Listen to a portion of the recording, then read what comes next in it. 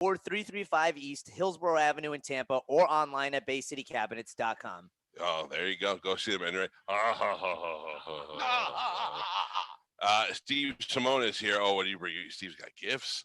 What did you bring? Oh, from Mazzaro's. Oh man, give this guy a microphone. Here, you can put it up on here, Steve. Where are we gonna put it? There you go. First of all, thank you for your patience. We ran a little long today.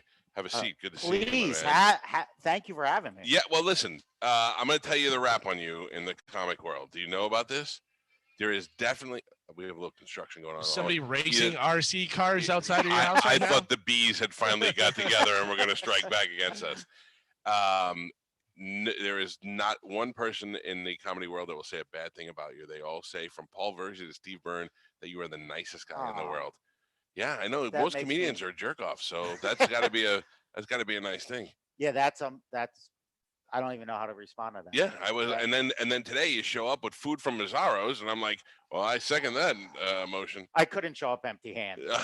My mom would be like, "What, you know?" Now, where are you from? Originally, suburban Philadelphia. Yeah, and how long? Now, do you live down here? I did. So what was that? What was? I remember we did the Calta and Kelly show, right? Is that it? Where yeah, Byrne, I met you with Byrne that night. Yeah, he popped in and then he introduced us to you and said, and I remember him saying you were going to be around, but I wasn't sure if he moved here or not. What was that all? Were you like, I got to get out of Philly? Well, I was living in LA for 20 years. Oh, even worse. So I was in LA during COVID, and none of it was like planned.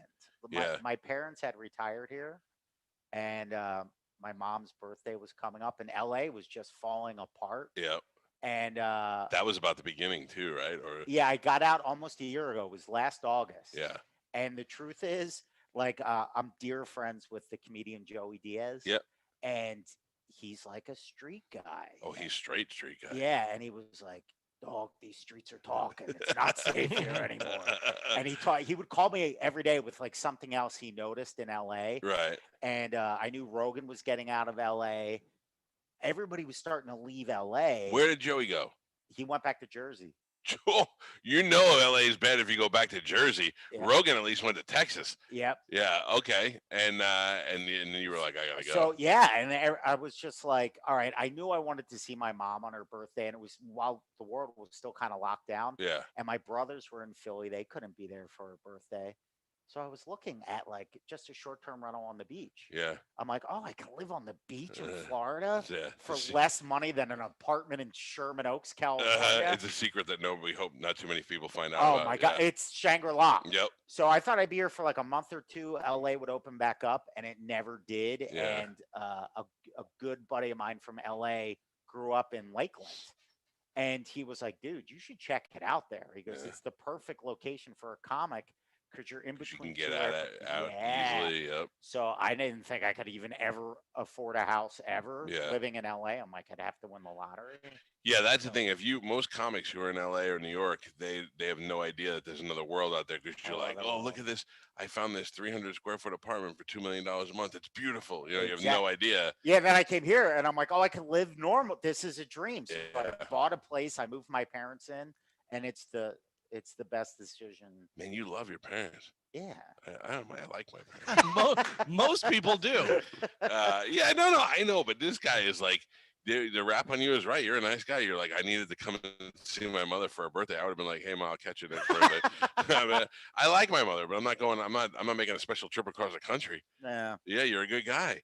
All right, so now I keep trying to tell Bobby Kelly that it's, I guess those guys like the fact that they could show up at the stand or at the cellar and those places, the Pussycat, and do like 5 spots in one night. But if you're just touring and you want to leave, this is a great place to leave from. We got a great airport. It's easy. Awesome. It's in the middle of it. Tampa's airport's the best. Plus, you're drivable to Orlando, Miami, West Palm, Sarasota. Absolutely. I mean, you got a whole bunch of markets right here just to do. 100%. Oh. So, all right. So, you and Joey Diaz, that's an unlikely pairing. Yeah. Joey Diaz, I just found out, is in the new Sopranos movie. Yeah. Do you know about what he plays or what he does? Yeah, I don't know what I'm allowed to say. Oh, no, he said it's cool. You can say whatever you want. Yeah. I just saw the like, I loved that show. Yeah. But the movie, I was keeping my expectations low. But so was I. They just dropped that trailer. And now I feel like a kid marking down the days till Christmas. Yeah, it was we used to be good friends with the guy who played Big Pussy. Oh wow. And he came into town to do a Broadway, not a Broadway, like a play kind of thing. And we ended up bonding with him and becoming buddies. Cool. And I kept saying to him, movie. And he'd go, by the time they do the movie, we're all too old now. And this is when Gandolfini was still alive. Yeah. And he's like, what would we do? And I kept saying, prequel, man, do it about his father. I didn't know that they were going to make it about Christopher's father, but make it about Johnny Boy Soprano and do it that way. Him and Uncle June and all those guys. Did you see who's playing Johnny Boy Soprano? Wait, don't. Oh, is that I can't. Barenthal? No, I don't know. Yes, it is. Yeah. The Punisher is playing. Yeah. I was like, oh, this is awesome. Which is good because he looks like what Tony used to describe in the show when they talked about the father. Yeah. I didn't want to. That's the thing I was worried about because you really got to be careful with this. And then when they told me that that Gandolfini's kid was going to play him, I was like, oh. I get why you want to do that because I thought feel it was bad. Like, yes, I thought it was out of respect. Like the key looks awesome. He looks like he's got the mannerism, half smile, everything. Yeah. Sorry, I forgot to tell you, Galvin's back at the station. I forgot to tell everybody. I'm above you. And then everybody's looking around trying to figure out where they're at. I do it all the time. Yeah, the kid looks like he really is going to do a good job.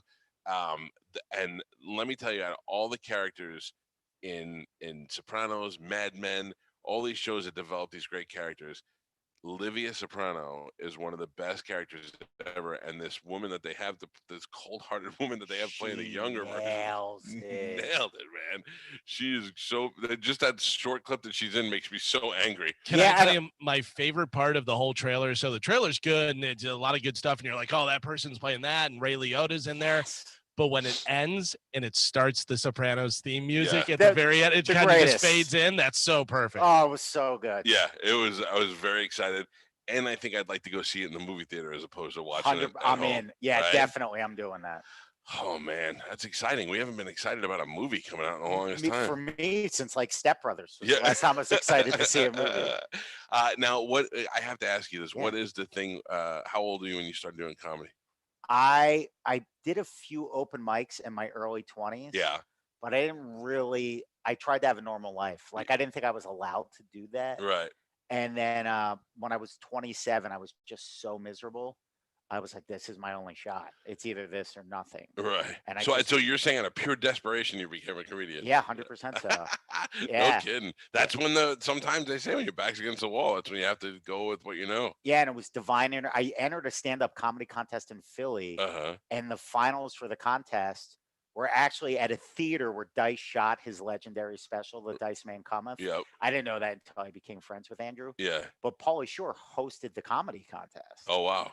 So I won the contest, and he was like, bro, you should be at the Comedy Store. I was like, I had already quit my job. I was already planning on moving out there. So I just packed up my stuff and drove across country. Now, when you got there, was Pauly like, oh, yeah, no, I wasn't being serious?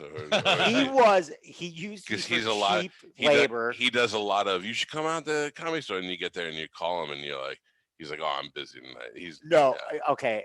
That's how I know, like, God had to have his hand in this. Right. So, like, he got me a job right away. Like, I got out there, I had no money. I didn't even have a credit card.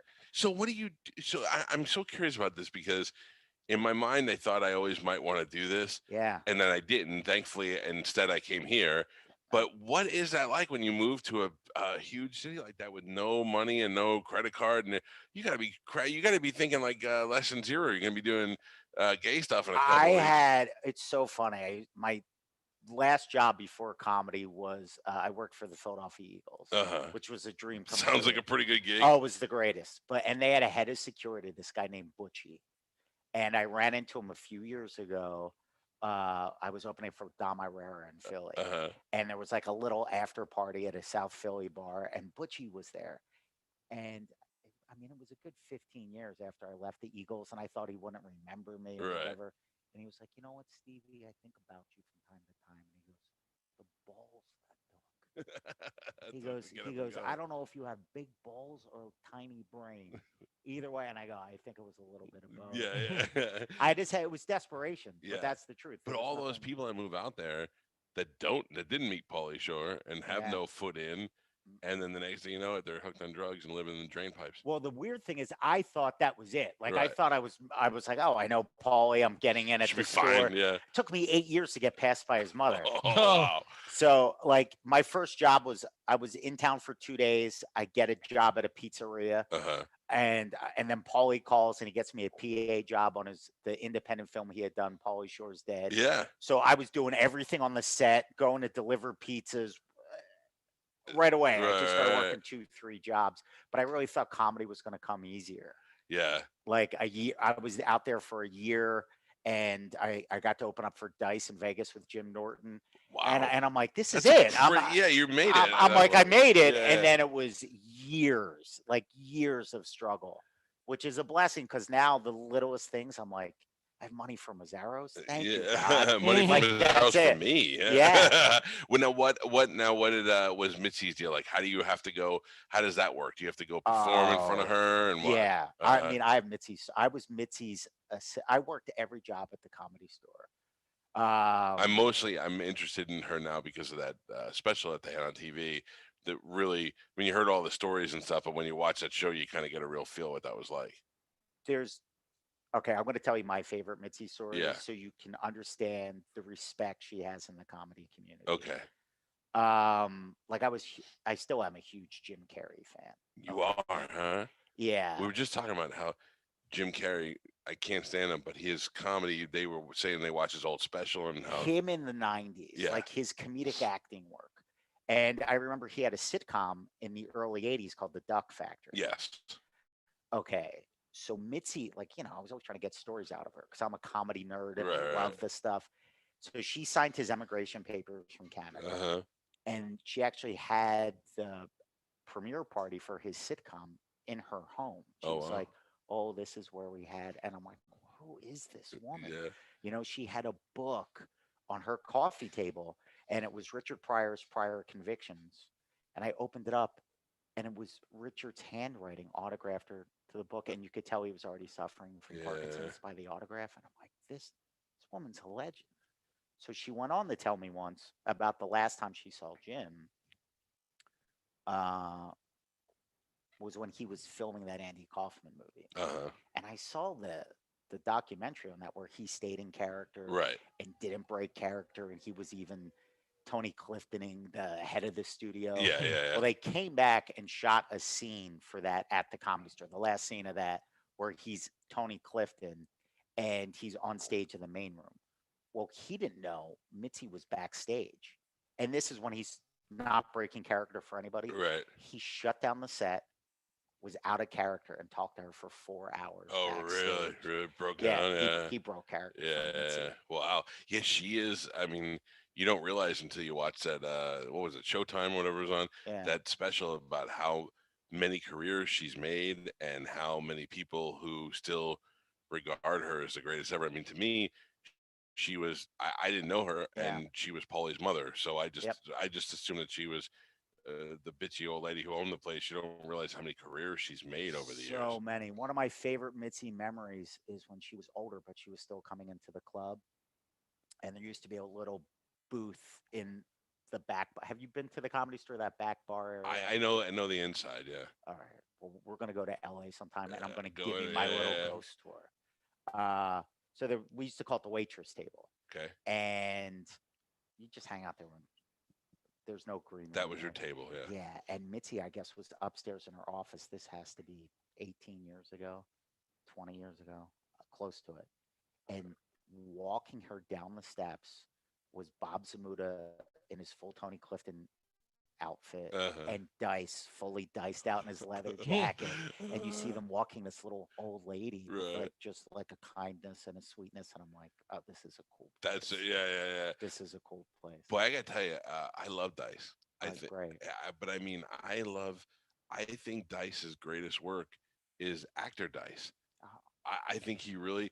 I tell this story a lot. I saw it. When I listened to The Day the Laughter Died. It's one of my all-time favorite comedy albums of all time. Barriers for everybody. Yep. Everybody couldn't do that now. No. I couldn't get away with it. He broke barriers for everybody, and then he was evolving, and they wouldn't let him evolve. I remember going to see him live here watching him tell a whole series of new jokes and thinking, this guy is really funny outside of his dice stuff. And these idiots are just the whole time, dickory, dickory, dock. Duh, duh, duh. It's the same thing like Dave Matthews. I don't hate Dave Matthews as much as I hate Dave Matthews fans. Yeah. Dice is a legend. Dice's fans are idiots. And He that's the told problem. me, he gave me that advice once. He was like, the thing about fame is that once you're famous forever. Yeah. And he was like, you have to be really careful about what you put out there that makes you famous. And I remember once he was like, do you think I like my fans? They're terrible. They're alcoholic wife beaters from Brooklyn. You think I want to say hi to them at the beach when I'm with my kids? And that sort of planted a seed in me where I'm like, I'm a pretty nice guy, but I'm like, oh, let me be the best version of myself on stage. Yeah. So if I ever get fans, they're going to be like nice suburban dads. You know what I mean? You can hang out with Yeah, them. yeah. He's I gotta tell you, and then the more acting he does, the more I think he's really great. Guy. Yeah, he really is, and people write him off as an idiot because of the character, but he's really a great dude. Yeah. And I think like people were like, oh, what was it like hanging out with Dice? And I'm like, well, the truth is I was not really friends with Dice. I was friends with Andrew. Yeah. Like the sweet, nice guy that would have me over for family barbecues and stuff. Do you know Eleanor? Oh, I love her. She's one of my dearest friends. Eleanor dated Dice, or were they married? I don't even know. But I know they were engaged. She's been on the podcast. I do the podcast with Robert Kelly, and she's been on a bunch, and she is just funny and great. And she's got great story. Yeah, that. That seems like a good pairing with the two of them. Absolutely. Yeah. All right. Well, listen, Steve is going to be at Side Splitters. He's going to be there. Starting tonight? Yep. One show tonight, and then 2 shows Friday and Saturday. Yep. And I bet you they zinged you for a Sunday show. Yeah, I think because of the 4th of July. It's had 4th of July. Yeah. Thank you. What, are you idiots watching videos over there? I could hear stuff. Every once in a while I hear. Is that you? No, I think it's back at the studio. Yeah, that's the idiots next door. Yeah. Shut up. Nope. No, I'm totally serious. Yeah, celebrating 10 years. They're screaming every 3 seconds like they're on TRL in the early 90s. They brought donuts, and I think I just saw them wheel past a cake for them. Hey, listen, I got news. You guys got like 3 years left before it's over. I'm gonna tell you right now. God. I've seen this happen before. It comes in waves. You get a little bit of a high and then a huge low. So start looking now for your next gig. What did you bring from Mazzaro? Should I bust his alley? Do you want some of this? No, I don't even know what. I didn't know what. Gift I got. Here I am taking it, and I probably just stole your lunch. I got baked treats because they're not. I couldn't get there early enough and make it here on time. That is so awesome of you. But I got the pinoli cookies, which I only make like 2 days a week. Yeah. And I figured rainbow cookies, like nobody hates rainbow. No, everybody cookies. loves them. Every guinea loves rainbow cookies. Yeah. And then one of their rum cream cakes because I got one for Bartnick and Verzi, and those guys were like, "This is the best cake I've ever had." They love you. Those guys. They love absolutely those love. They're not. Bartnick's another one. One of the nicest guys. Love him. Yeah. Awesome. I have to tell you, you guys should all. I would love to see the 3 of you together do a little. Oh, that would be the best. Like when you get to do comedy with your friends, it's not even work. You're just like, this is the greatest. Yeah, I got to tell you, it's a good fraternity that you guys have. That you all, because comedians, you mostly like to crap on each other, but at the end of the day, you all do kind of take care of each other. Absolutely. Yeah, and that's the only way that you're going to be successful. If you've not seen Steve before, and I have not, I'm not going to lie to you, but I know that all the people that we respect talk about how great of a comedian you are. Oh, wow. Seriously, like Verzi and Bartnick, but then Steve Byrne and all the guys that we know. And then if you're friends with Joey Diaz, because he doesn't like anybody, then you got the Domino's for biscuits from Joey. You're gonna be good there. Go see him. Go to sidesplitterscomedy.com. You can make reservations, or this is gonna be a fun week to go out. A lot of people are off on Monday, so they're looking to start doing some stuff early. Some people are taking off on Friday. Go see Steve at Side Splitters this weekend. Thank you so much for coming in. Thank you. It was an honor to be here. Yeah, now that you're in the area, we got to do some more stuff with you too. I would love that. Yeah. More you, less Chad Zumach. I'm just kidding. I like Chad. I just like to bust his balls. He's a sweetheart. All right, we'll take a break and we'll come back and close out the show. It's the Mike Calta Show. This is 102.5 The Bone. You're listening to Tampa Bay's most listened to morning show, The Mike Calta Show, on 102.5 The Bone. Throughout time, man has questioned everything. Why are we here? Are we alone in the universe? Are Dwayne Johnson and The Rock actually the same person? It doesn't matter what you think! But finally, we have an answer to one of the biggest questions ever. And the answer is yes. Calta Cruise 15 is happening. We set sail April 21st, 2022 for a 5-day, 4-night party that will be bigger than ever. And we've upgraded to the